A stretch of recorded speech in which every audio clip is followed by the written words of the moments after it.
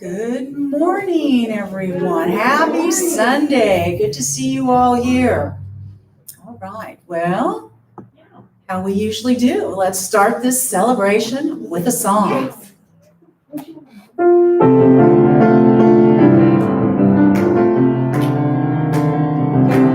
Let's start this celebration with a song.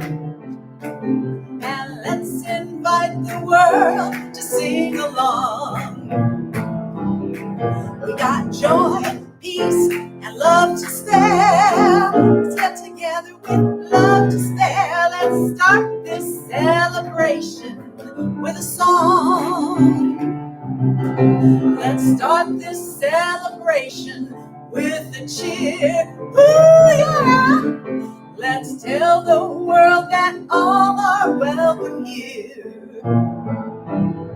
We got speakers, books, and classes too. We're learning things we never knew.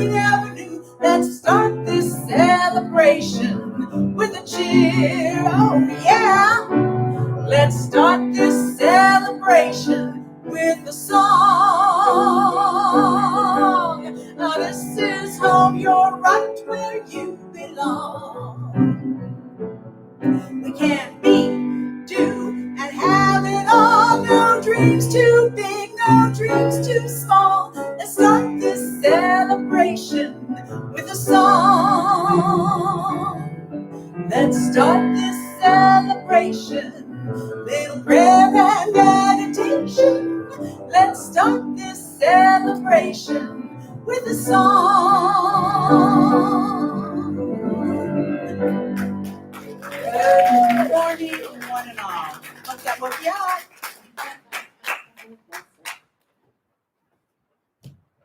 Well, that was a good start, wasn't it? It was. Well, good morning and welcome to Center for Spiritual Living, La Crescenta, where it's our dream to help you build and manifest your dreams.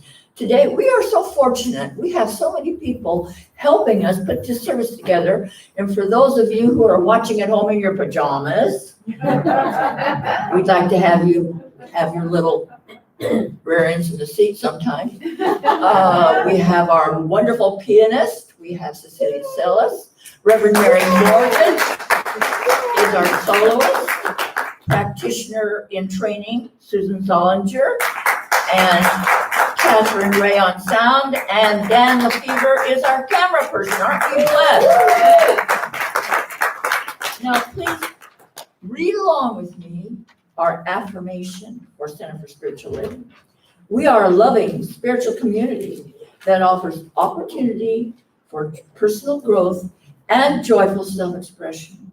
We are passionately dedicated to welcoming a diversity of people, activities, and ideas. We open our hearts and minds to the expression of compassion and the experience of personal growth as we live and practice Science of Mind principles. And now we get to hear from Mary. I'll never get used to this new way of doing things, and then we'll change again. Okay. Good morning, everyone. Good morning. We haven't even quite done this. It's on. Good. Okay, we're on. We're gonna start with kind of a jazzy song this morning. Are you ready for jazzy? It's called "You Can't Rush Spring," and I thought, this morning felt kind of like a chilly morning, didn't it? When you were getting up. Oh my goodness. So I thought, well, here's the message. You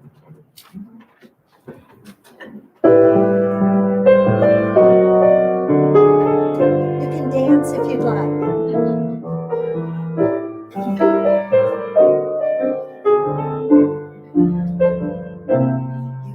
can't rush spring. No matter how hard you try, the bud knows when to bloom, the bird knows when to fly.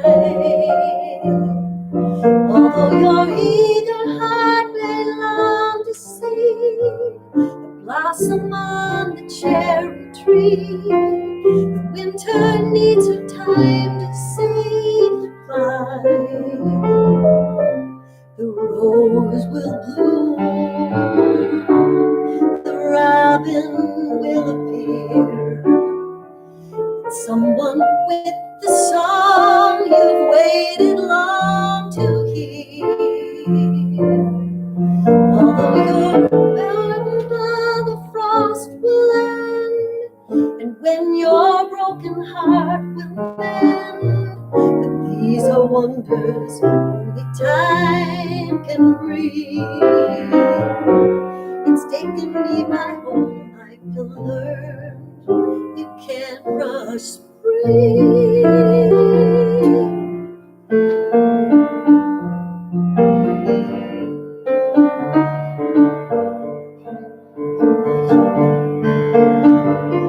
Doesn't it make you want to dance? You can sway.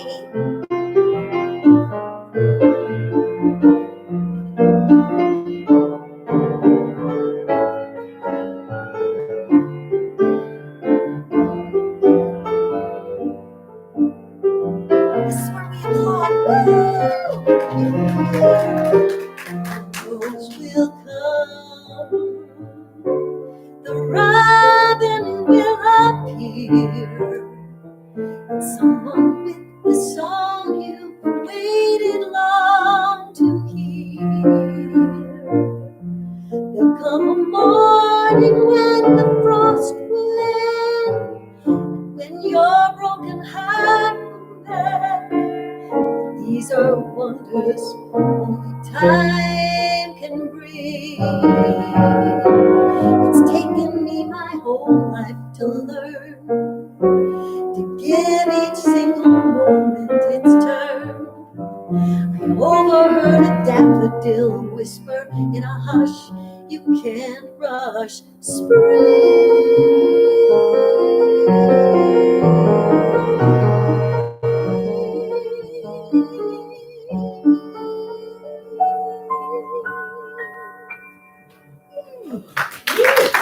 Cecilia, she didn't know she was a jazz pianist, did you?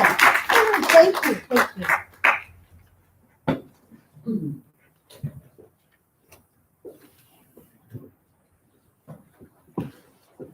Thank you, Mary. Gosh, that was beautiful.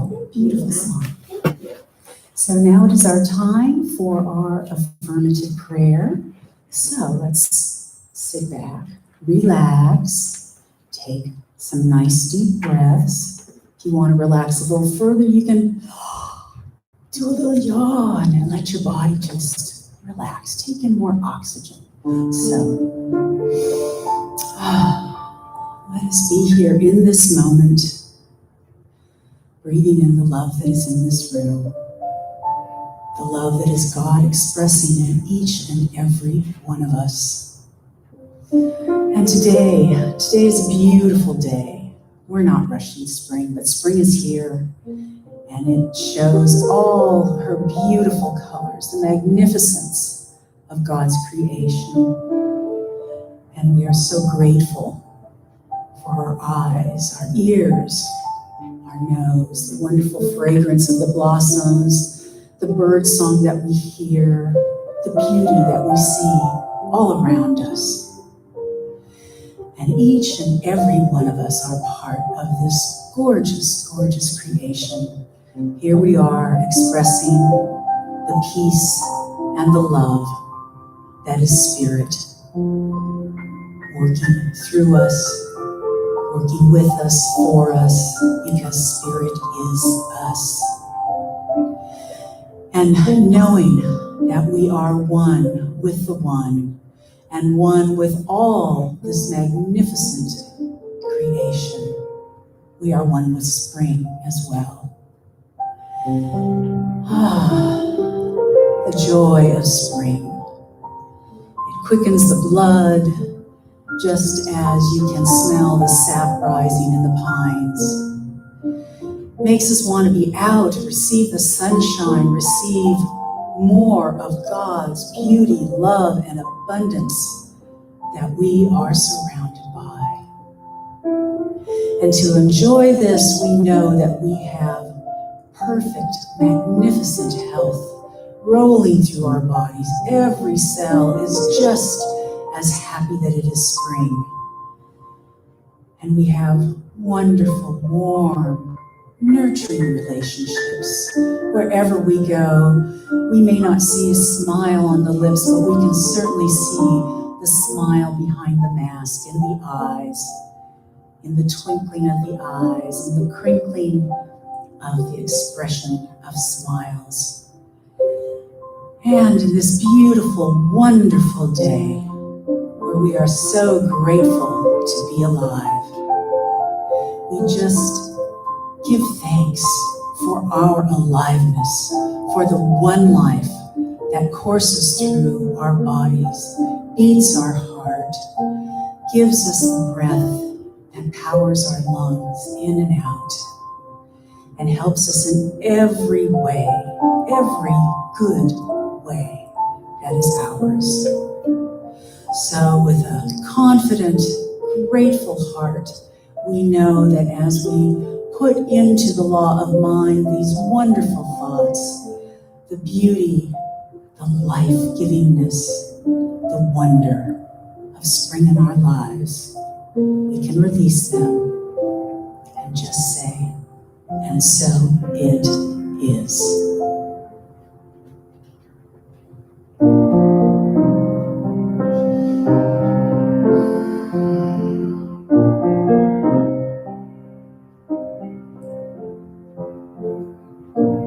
God is all there is. I am one with the Spirit. I realize the truth, and I speak it. I am thankful for it all. I release it. I let it go. And so it is. And so it is. I know it is. And I receive as I believe. Amen. Amen.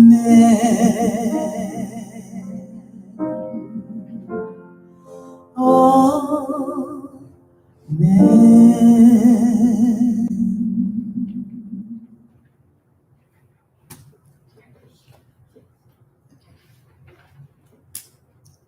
Okay, and so for today's Ernest Holmes reading, I'm going to read my prayer for my country. Believing in the divine destiny of the United States of America and in the preservation of liberty, security, and self-expression, I offer this, my prayer for my country. I know that divine intelligence governs the destiny of the United States of America, directing the thought and the activity of all who guide its affairs. I know that success, prosperity, and happiness are the gifts of freedom and are the divine heritage of everyone in this country. I know that success, prosperity, and happiness are now operating in the affairs of every individual in this country. I know that divine guidance enlightens the collective mind of the people of this country, causing it to know that economic security may come to all without the loss of either personal freedom or individual self-expression. I know that no one can believe or be led to believe that freedom must be surrendered in order to ensure economic security for all. The all-knowing mind of God contains the answer to every problem which confronts this country. I know that every leader in this country is now directed to this all-knowing mind and has the knowledge of a complete solution to every problem. And each is compelled to act upon this knowledge to the end that abundance, security, and peace shall come to all. And I know that this spiritual democracy shall endure, guaranteeing to everyone in this country personal liberty, happiness, and self-expression. And so it is. Amen. Mary.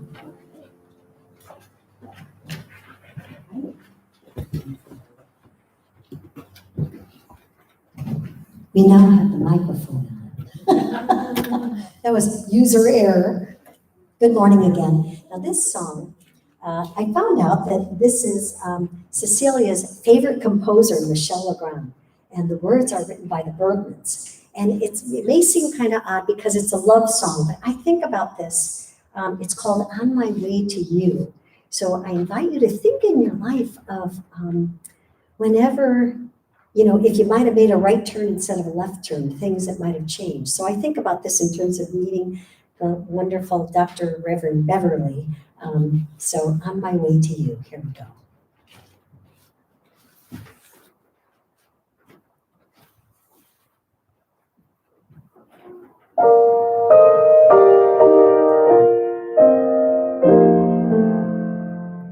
So often as I drift to sleep, I find myself reciting the words I've said or should have said, like lines that need rewriting. The smiles I never answered, the doors perhaps I should open, the songs left in the morning. I replay the roles I've played, the tears I may have squandered, the many pipers I have paid, along the roads I've wandered. Yet all along I knew it, love was somewhere out there waiting, though I may regret a thing or two. If I'd changed a single thing, what went amiss or went astray, I may have never found my way to you.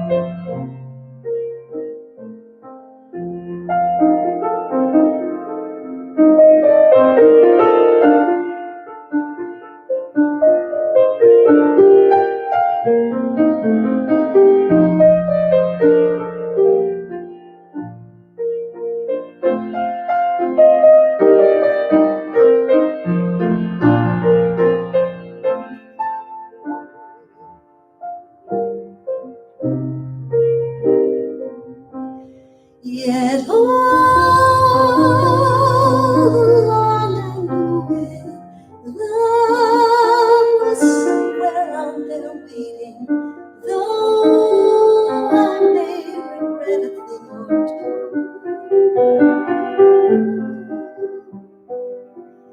If I'd changed a single thing, what went amiss or went astray, I may have never found my way to you.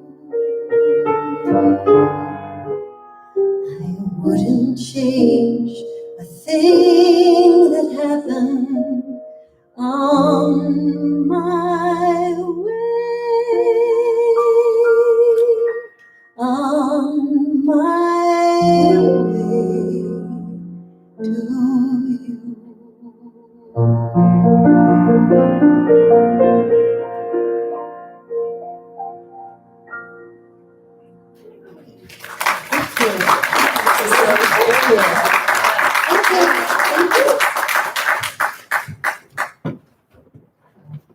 Thank you so much, Mary. That's beautiful.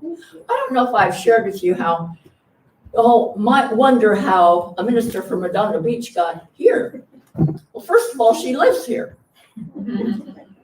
And many, many years ago, she heard Dr. Richelieu on the radio, and he was in Redondo Beach, so she went there, even though we were here. Best kept secret, right? So Granada Hills was having a celebration, an anniversary. And whoever called me, I said, I don't like to drive distances. And they said, well, go with Reverend Mary. She lives in La Crescenta. We've been fast friends ever since. And when we're in a restaurant together, they have to throw us out when they're closing, because we always have something to talk about, don't we, Reverend Mary? Okay.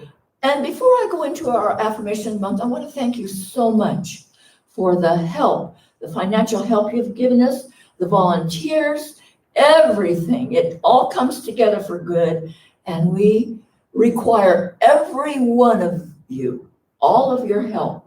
And thank you, thank you, thank you. I can't express my appreciation enough. I just want you to know.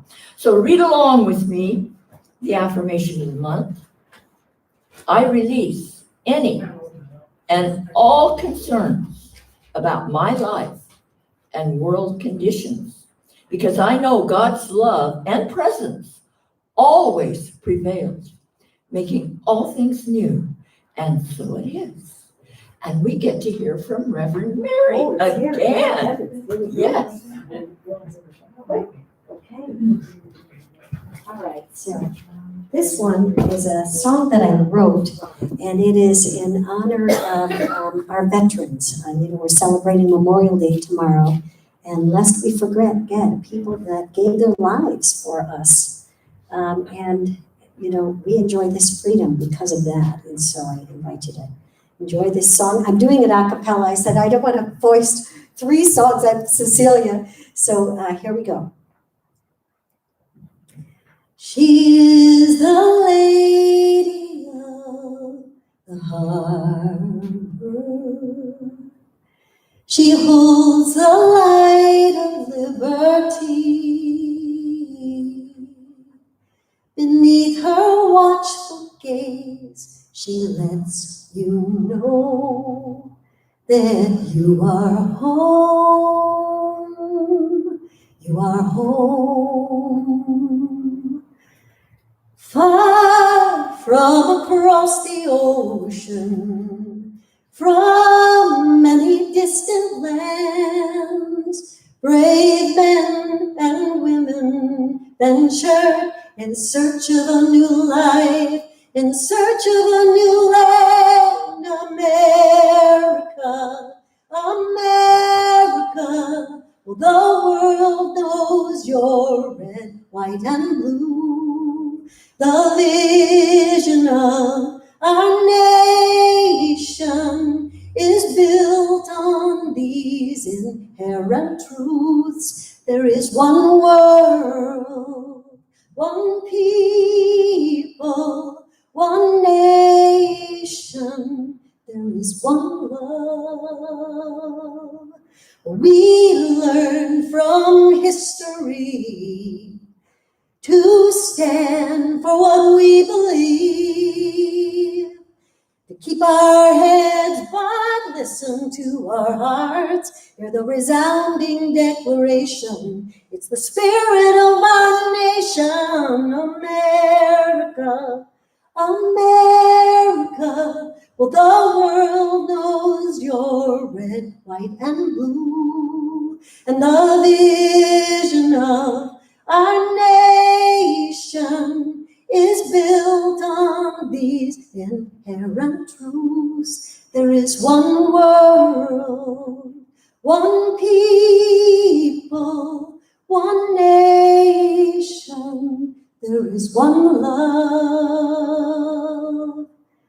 There are brave men and women who with undaunted courage have given of their lives so that we can be free.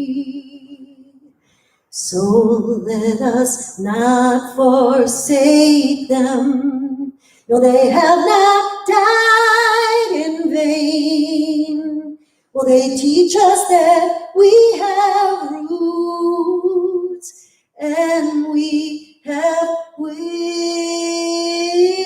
America, America, yes, the world knows you're red, white, and blue. The vision of our nation is built on these inherent truths. There is one world, one people, one nation. There is one love. There is one love. There is one love. She is the lady of the heart.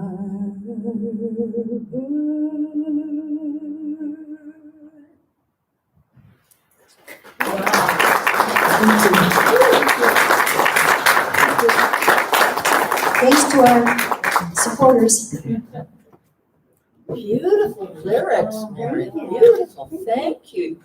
Thank you. Well, on this Memorial Day weekend, and I don't know why, but for some reason, this particular year, memories came flooding back to me. And probably it started with Nora Barsick, one of our members, sent me pictures of Lockheed that was camouflaged during World War II. And I was here with my mom and my little sister, staying with my grandparents. My grandfather was a fireman at Lockheed, and two of my aunts also worked there. And from what Nora wrote and showed me, and I wasn't aware of that part, that they made it look like a suburb of whatever. But the part I saw was a farm. And they even had chickens running around. But very, very clever, wasn't it? And those of you who were here in California during World War II, you may remember that we had lights out at 10 o'clock. And that was everything. We didn't dare have lights on. So, and the other thing I want to say is, even though this is in commemoration of those who lost their lives in wars, I always like to honor our veterans. So would anyone who has served in the military please stand so we can give you a hand?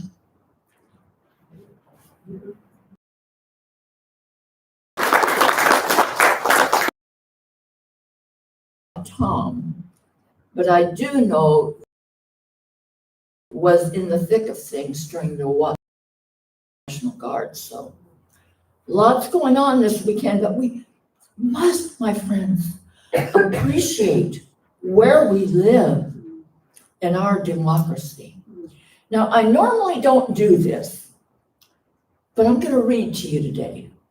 And I'm going to read to you from the essential Ernest Holmes that was compiled by the Reverend Dr. Jesse Jennings, who is a minister in Spring, Texas.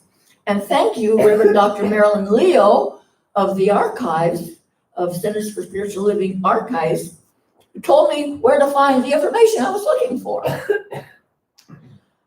Ernest Holmes actually gave this. What Jesse did was he put together things that Ernest wrote, and most of it, a lot of it, is about Ernest Holmes' own life. So settle back and just listen. Every time I read Ernest Holmes, I'm just blown away. So very powerful. He said, I was fortunate in being reared in a home where no religious fears were taught and where every attempt was made to keep us away from superstition and ignorance.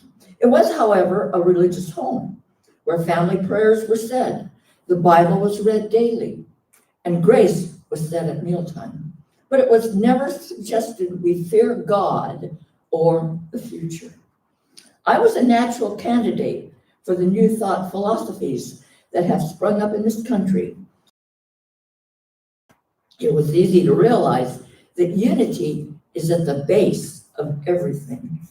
Over a period of several years, it was my privilege to study the ancient systems of thought, the mystical writers of the Middle Age, and modern movements such as theosophy, spiritualism, and the various branches of New Thought.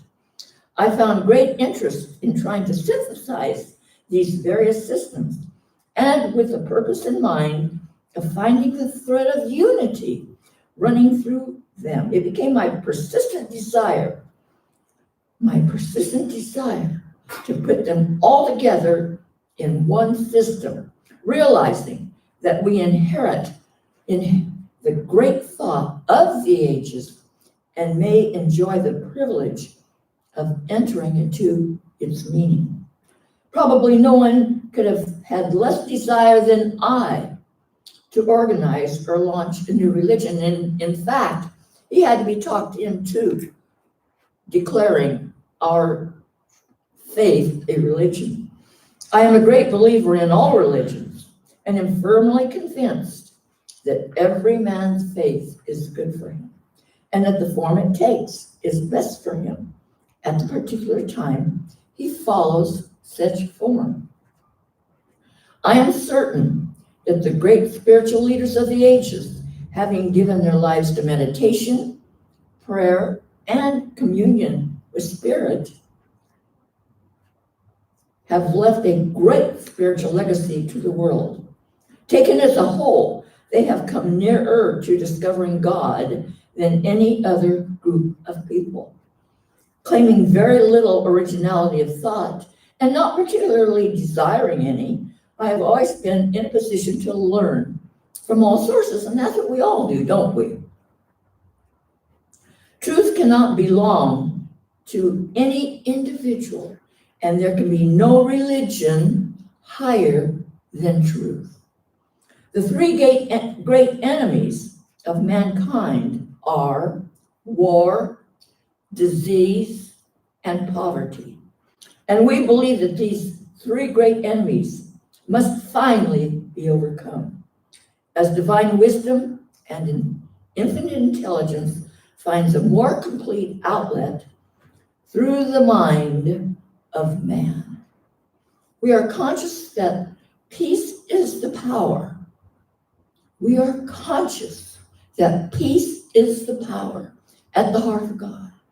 That the very center of the universe, there are equilibrium, poise, peace, love, truth, and beauty. And I neglected to tell you, actually, he gave this talk on what was then called Armistice Day, which is now we call Veterans Day.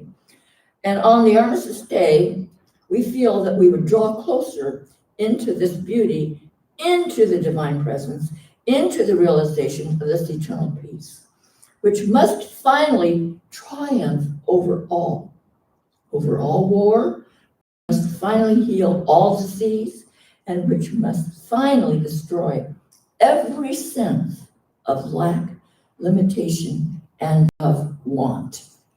Powerful writer, Ernest Holmes. We know that it is not a normal or natural order of things for people to be at war with one another. I'm going to read that again. Just take this into your mind and your heart. We know that it is not a natural order of things for people to be at war with one another. We know that the human heart is instinctively kind, that it desires peace, it desires self-expression, it desires liberty, and it desires happiness. If we would promote the idea of peace in the world, we must begin with our own individual consciousness. The whole nation and the whole community of nations, making up as it does a community of humanity, all are aggregates of individuals like we are.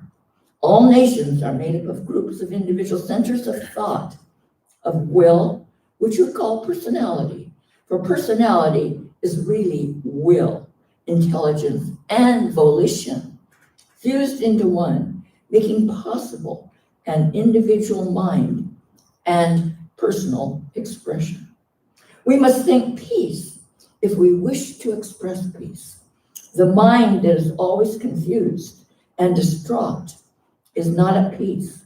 The mind that is continuously upset and agitated by the little petty things of life is not at peace. It is at war with itself. It is only when the individual mind ceases combating itself that it will stop combating others. We do not know when that far-off divine event will transpire, which will heal the world of wounds of war, the memories of ancient strife, and the anticipation of future struggle. All we know as individuals is that it is within our own power to control our own thinking, to so order our own mind and thought that we as individuals shall be surrounded by peace. Reverend Emma and I have a lot of discussions about peace of mind. And we together decided, and you've heard me say it before, we're going to quit jumping into somebody else's story. You know, it's really interesting because as parents, when our kids, even our adult kids, are having challenges, we just so badly want the best for them. However, the best thing that we can do is pray for them and not jump into their story, not jump into the world's story, not jump into another country's story. Stop and pray. Stop and pray. Well, let's go back to Ernest Holmes' thoughts about peace.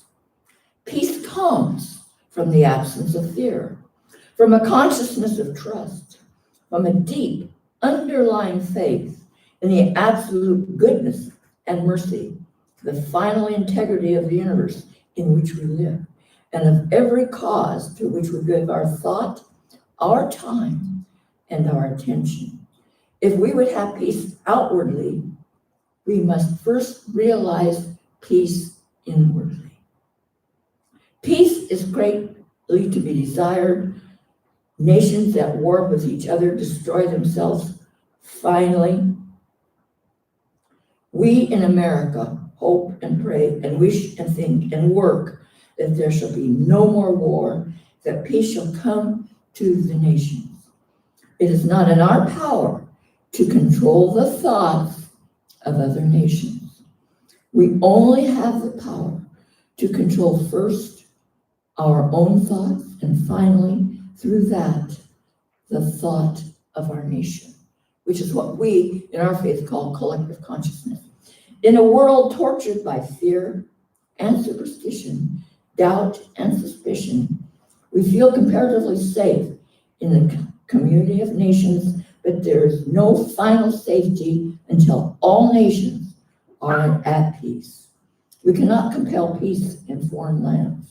We can think, act, and become peace at home, and in this way provide a lesson for all other races.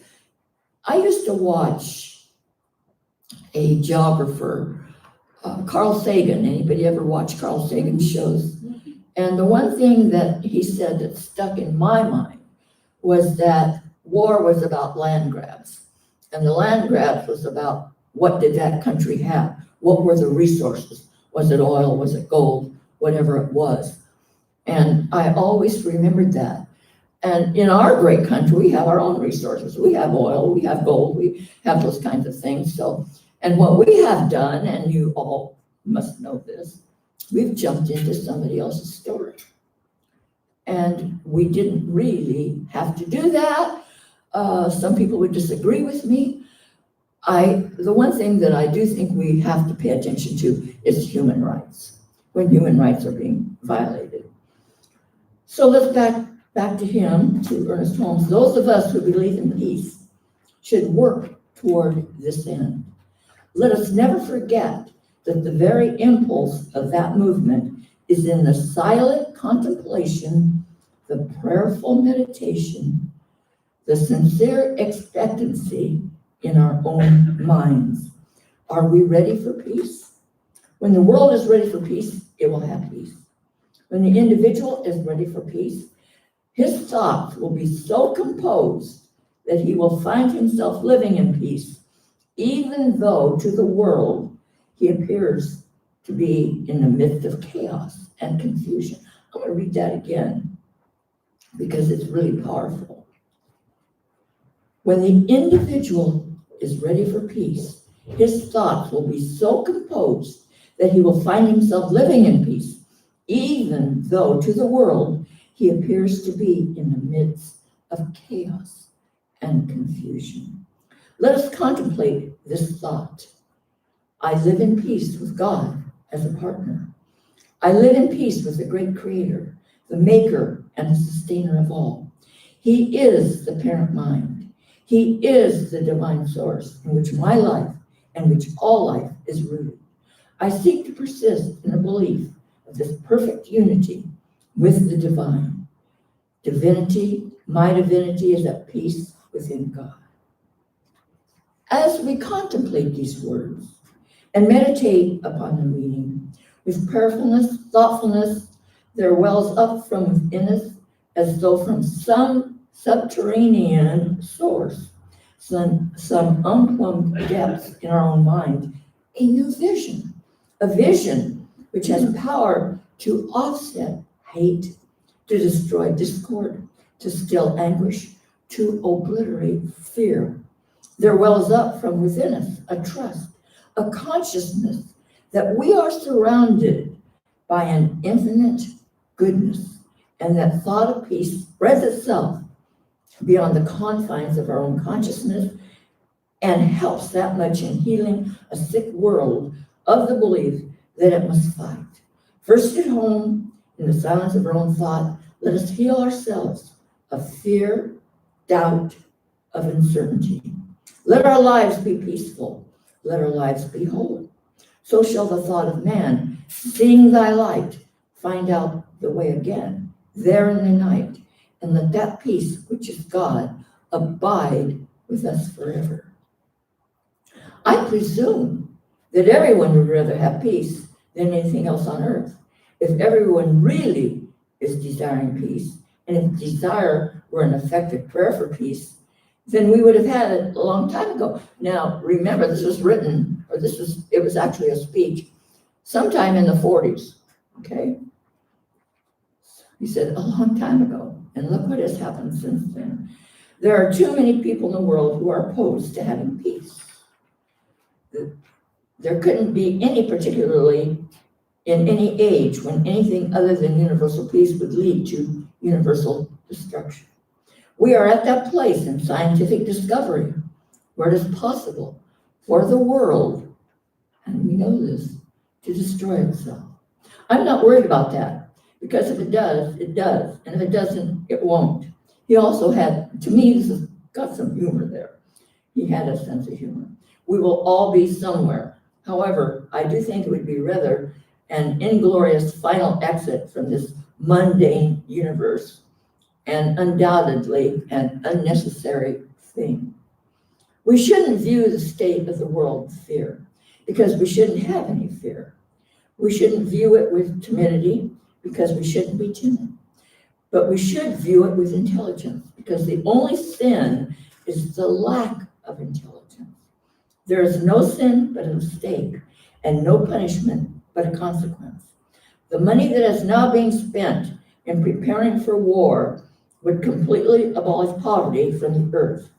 It is a terrific thing that right now the world is in a position to do away with okay, kids, have some patience here. Impoverishment.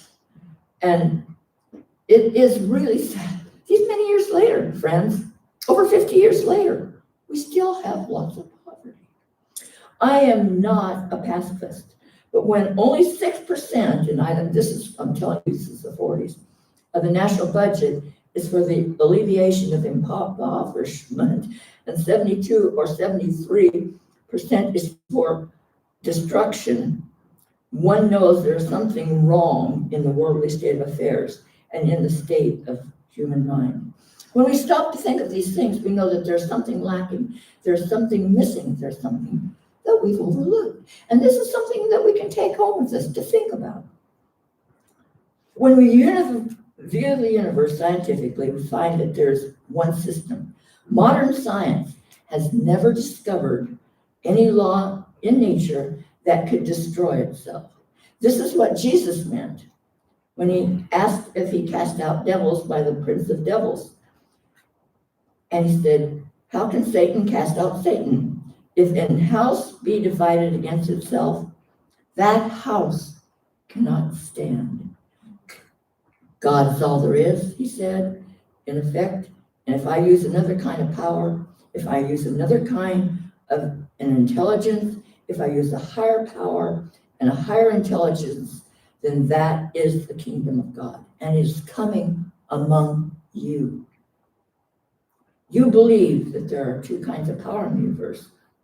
One's good and the other's bad. You believe there's a God and a devil. You said, I don't believe that. And we don't either, because down through the ages, the one thing we say in this faith is, we do not believe in the devil and we do not believe in hell. I was having lunch one day with a minister, and he's an evangelical, and he said, so tell me, what is your faith about? And can we agree to anything? I said, well, the first thing that we disagree about is we don't believe in hell. We're still friends. The structure of our whole philosophy is based on two things: the universe as law and order, and the universe as a divine presence, everywhere present. The one with which or whom we may commune, the other that we may use. I believe God is the only presence there is, infinite, intimate, and personal, to each one of us, present with each one of us, and each one of us, in each one of us as we are. Our word goes out as law. This is a glorious concept, for it is a teacher, and it teaches us that at any moment we may transcend the past, no matter what happened. All we have said applies to War and Peace, for we are discussing the possibility of a spiritual power which consciously used and directed can change the destiny of the world. I believe in it as I believe in life. And if I didn't believe in it, I should have no confidence in life. So the principle I believe is as definite as 1, 2, 3. It is as definite as mixing paints and knowing what colors you will get. It is a law, and it is as definite as any other law in nature. The use of it is by prayer, as petition believed in, no matter who does it, or as affirmation affirmed and accepted consciously and definitely. I believe the affirmation has more power, but I wouldn't argue about that because I think the prayer of faith absolutely accepted is the affirmation believed in, and the affirmation believed in does the same thing as the prayer of faith. And they will both work because there's something which corresponds. So then he asks the question, we want peace, then it has got to begin right where I am. For me, I, myself, must believe in my own prayer. When you pray, believe that you receive. You and I, as a group, must believe in our prayer. What possibilities if people in America only knew that it is possible to teach 150 million people how to do that on behalf of world peace. That ends our lesson. A lot to think about, right, my friends? But it ends my part of the lesson. But I'm going to ask Susan to read a poem that maybe some of you have heard before, but there were only like 3 of you here for the metaphysical lesson. So do you have that with you? And would you like to read that for us?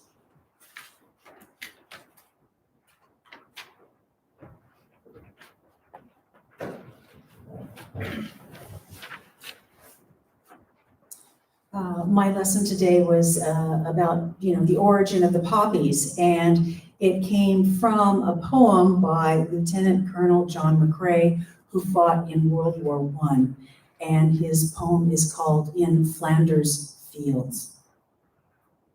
In Flanders fields the poppies blow, between the crosses, row on row, that mark our place. And in the sky the larks still bravely sing, fly, scarce heard amid the guns below. We are the dead. Short days ago we lived, felt dawn, saw sunset glow, loved and were loved, and now we lie in Flanders fields. Take up our quarrel with the foe. To you from failing hands we throw the torch.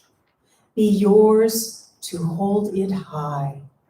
If ye break faith with us who die, we shall not sleep, though poppies grow in Flanders fields. That's what it is.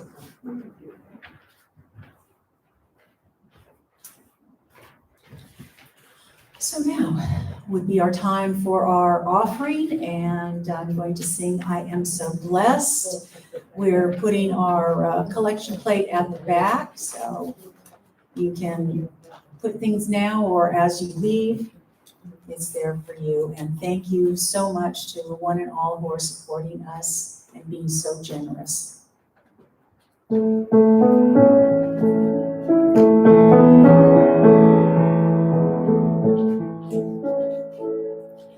I am so blessed, I am so blessed, I am so thankful for all that I have.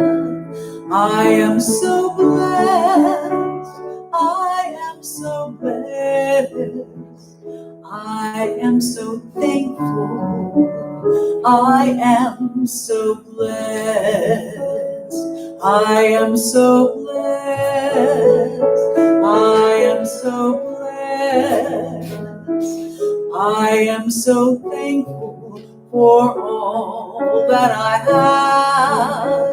I am so blessed, I am so blessed, I am so thankful, I am so blessed.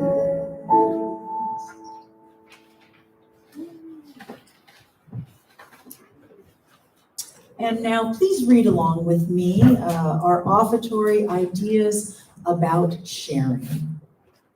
Divine love flowing as me blesses and multiplies all that I am, all that I have, and all that I give and receive.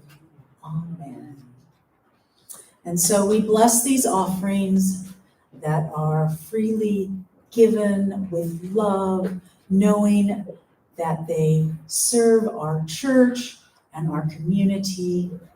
And as always, as they go out, the receiver receives abundantly multiplied. And so it is.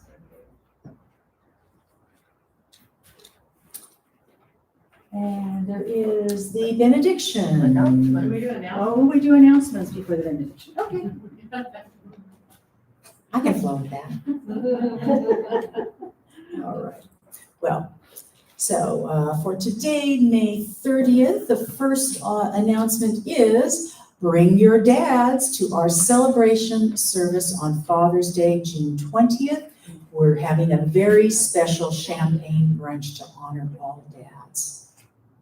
And we're also going to be having a rummage sale on Saturday, June 26th from 8 a.m. to 2 p.m.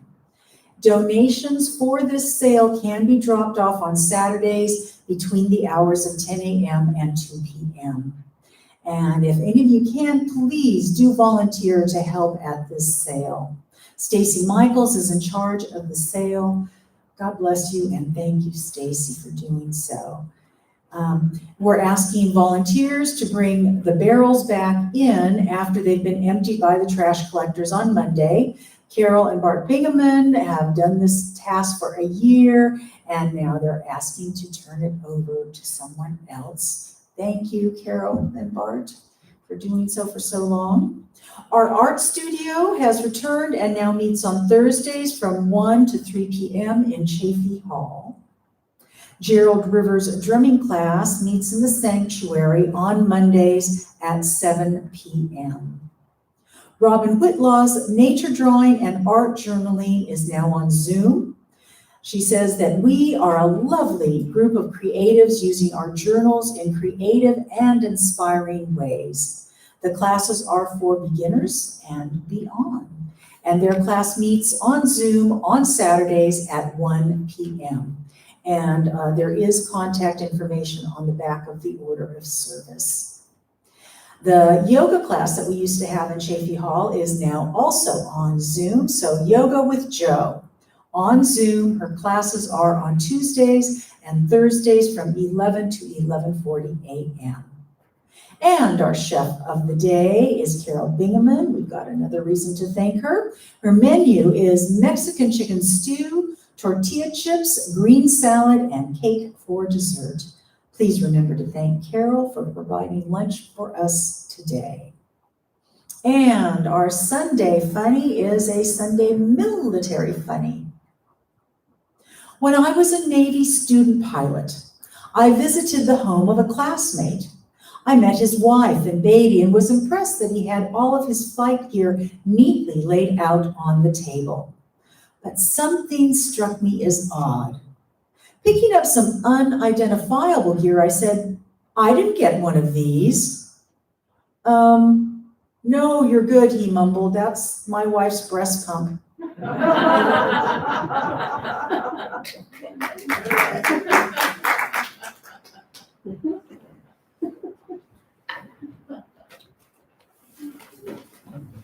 Okay, our benediction. Make these words your words. Put your hand on your heart.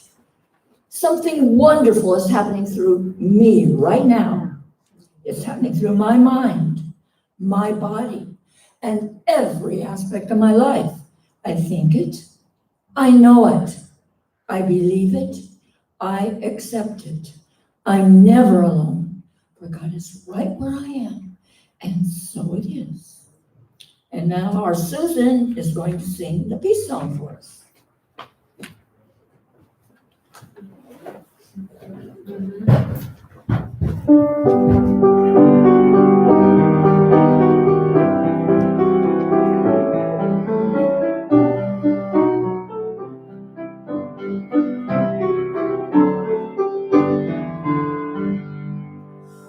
Let there be peace on earth, now it has begun with me. Let there be peace on earth, the peace that was meant to be. With God as our power, united all are we. Let us walk with each other in perfect harmony. Peace has begun with me, so this is the moment now. With every step I take, let this be my joy.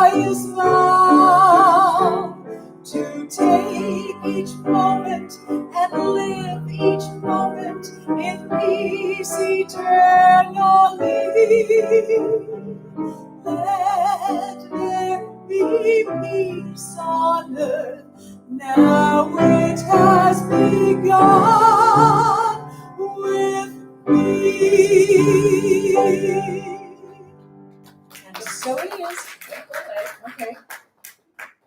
I want y'all to take a look. These are poppies from Susan's garden. Oh, beautiful. And I want you to take a look at the outfit she has on now. She said she didn't do it on purpose. So that means the universe conspired. Thank you, Susan.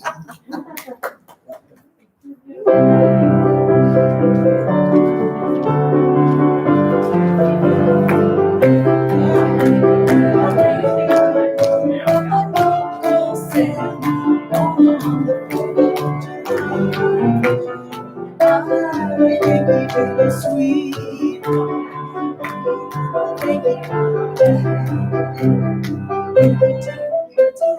Just